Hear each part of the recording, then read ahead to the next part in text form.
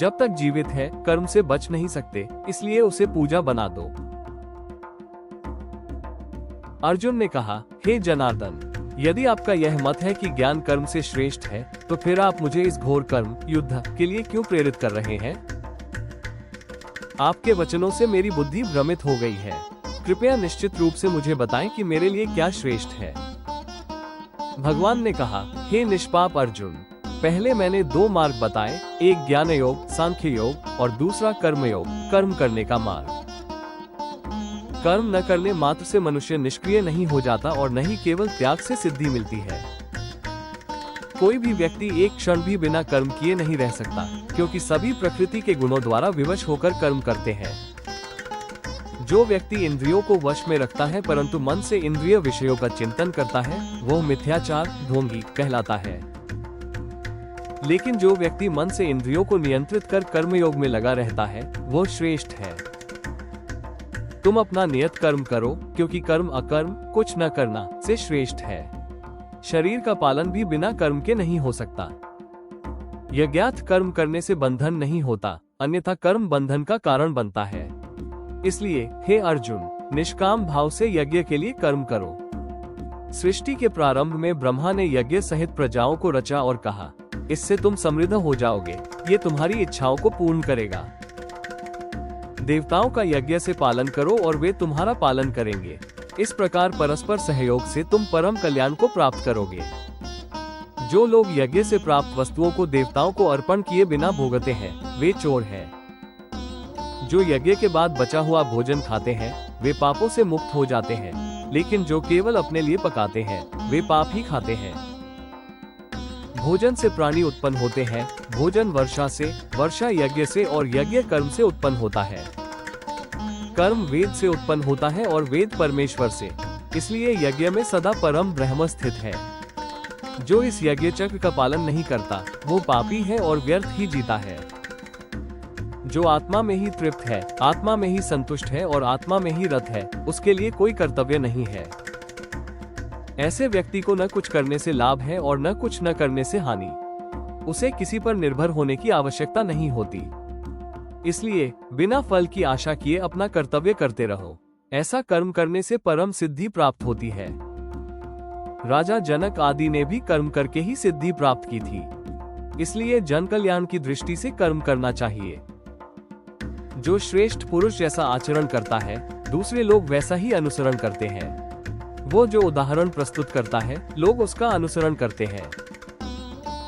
हे अर्जुन, मुझे तीनों लोकों में कुछ भी करना शेष नहीं है, फिर भी मैं कर्म करता हूँ।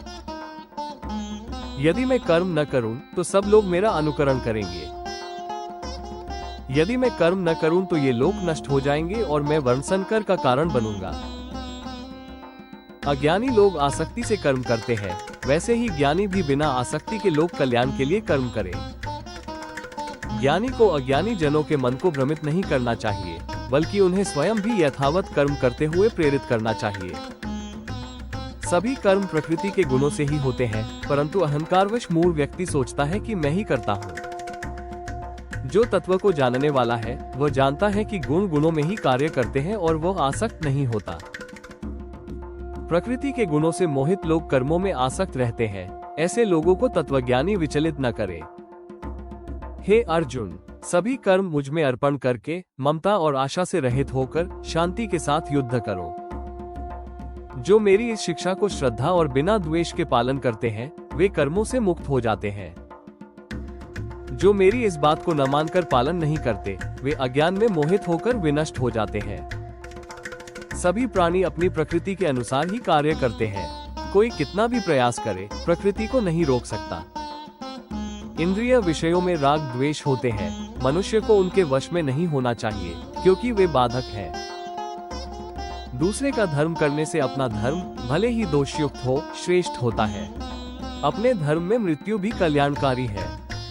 अर्जुन ने पूछा, हे वृषणनंदन, कौन व्यक्ति को बलात् पाप करने को प्रेरित करता है, चाहे वह न करना चाहता हो? भगवान ने कहा, ये काम, इच्छा और क्रोध है जो रजोगुण से उत्पन्न होता है। ये बहुत ही पापी और भक्षक है, इसे ही यहाँ शत्रु जानो। जैसे अग्नि को धुआं ढंक देता है, दर्पण को धूल और गर्भ को गर्भाशय, वैसे ही ज्ञान को ये काम ढंक देता है। यह नित्य शत्रु है जो अग्नि की भांति तृष्णारूप है और ज्ञान को ढंक देता है। ये काम इंद्रियों, मन और बुद्धि में निवास करता है और इनसे आत्मा को मोहित करता है। इसलिए हे अर्जुन, प्रारंभ में ही इंद्रियों को वश में करके इस पापी शत्रु काम का नाश करो। इंद्रियां शरीर से श्रेष्ठ है, मन इंद्रियों से, बुद्धि मन से और आत्मा बुद्धि से भी श्रेष्ठ है। इस प्रकार आत्मा को जानकर मन को संयमित करके हे महाबाहो, इस कामरूपी दुष्ट शत्रु का नाश करो। और इस प्रकार भगवद गीता का अध्याय 3 कर्म योग समाप्त होता है। अर्जुन अभी भी भ्रमित है। उसने श्री कृष्ण से पूछा, यदि ज्ञान श्रेष्ठ है तो फिर मुझे युद्ध जैसे घोर कर्म के लिए क्यों प्रेरित कर रहे हो? यह वही क्षण है जहां भगवान श्री कृष्ण अपने दिव्य उपदेशों की दूसरी कड़ी शुरू करते हैं, कर्म योग का अद्भुत रहस्य। श्री कृष्ण समझाते हैं कि मनुष्य कभी भी कर्म से बच नहीं सकता। हम चाहे कुछ न करें, फिर भी कुछ न करना भी एक प्रकार का कर्म ही है। इसलिए निष्काम कर्म यानी बिना फल की इच्छा के कर्म करना ही सच्चा योग है। वे कहते हैं, कर्म करते हुए ही आत्मा की शुद्धि होती है और अंततः मोक्ष की प्राप्ति संभव है। उन्होंने यज्ञ की महिमा बताई। ये बताया कि कैसे यज्ञ भाव से किया गया कर्म संसार के लिए कल्याणकारी होता है। भगवान कहते हैं, जो ज्ञानी भी हैं, वे भी जन कल्याण के लिए कर्म करते हैं। श्री कृष्ण स्वयं को उदाहरण बनाकर बताते हैं कि भले ही उन्हें कोई कर्म करने की आवश्यकता नहीं, फिर भी वे कर्म करते हैं ताकि संसार की गति बनी रहे। अध्याय के अंत में श्री कृष्ण उस अदृश्य शत्रु को उजागर करते हैं जो हर इंसान के भीतर बैठा है। वो है काम यानी इच्छा और उससे उत्पन्न क्रोध। ये काम क्रोध ज्ञान को ढंक देते हैं, विवेक को नष्ट कर देते हैं और इंसान को पाप की ओर खींचते हैं। अध्याय 4 में मिलने वाला है दिव्य ज्ञान, अवतार का रहस्य और कर्म व ज्ञान का अद्भुत समन्वय। मत चूकिएगा। यदि आपको ये ज्ञान उपयोगी लगा हो तो लाइक जरूर करें, कमेंट करें कि आपको कौन सी बात सबसे ज्यादा प्रेरणादायक लगी। इस वीडियो को अपने दोस्तों और परिवार में शेयर करें और ऐसे ही अध्याय दर अध्याय भगवद गीता सीखने के लिए चैनल को सब्सक्राइब करें और बेल आइकॉन दबाएं। मिलते हैं अगले अध्याय में, अध्याय 4 ज्ञान योग के रहस्यों के साथ। जय श्री कृष्ण।